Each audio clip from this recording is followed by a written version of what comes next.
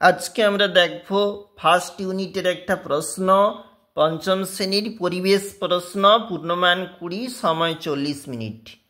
পরীক্ষার্থীর নাম, বিদ্যালয়ের নাম, ক্রমিক সংখ্যা নিজেরাই লিখবে। আমরা চলে যাব প্রশ্নে।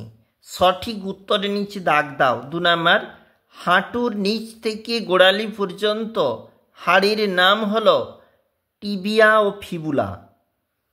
আমাদের শরীরের বর্ম কোনটি? চামড়া। কোন মাটির জল ধারণ ক্ষমতা সবথেকে বেশি? এঁটেল মাটির। একটি অমেরুদণ্ডী প্রাণীর নাম কেঁচো। সঠিক বাক্যের পাশে ঠিক, ভুল বাক্যের পাশে ভুল চিহ্ন দাও। মেলানিন সূর্যের অতিবেগুনি রশ্মি শুষে নেয়, ঠিক। যক্ষা একটি বংশগত রোগ। যক্ষা বংশগত রোগ, এটা ভুল হবে অবশ্যই, তোমরা কিন্তু ভুল করবে। দোআঁশ মাটিতে বালির ভাগ বেশি থাকে, ভুল।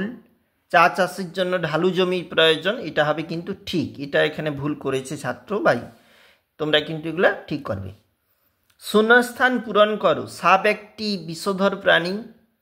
লাউ গাছে আকর্ষ থাকে, এগুলি 1 নাম্বার করে। কেঁচো মাটির সজীব জৈব উপাদান। হাঁস পুষলে আমরা পাবো ডিম। পরের পেজ।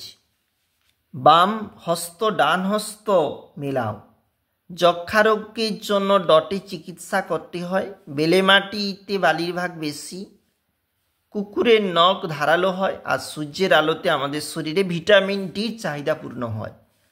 নিচের প্রশ্নের উত্তর 1 নাম্বার করে। মেরুদণ্ডী প্রাণী কাকে বলে?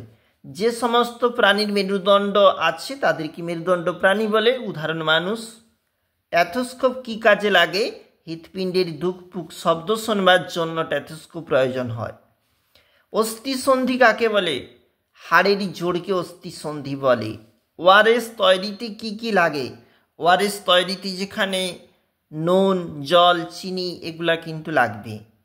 দেখো তারপরে বলেছে 3 গুণ 2। জলাশয় দূষিত হয় কিভাবে? নোংরা ফেলা বা যেখানে গৃহপালিত পশুকে স্নান করানো, এছাড়াও কলকারখানার জল প্রভৃতি। অসুখ হলে রক্ত পরীক্ষা করে কেন?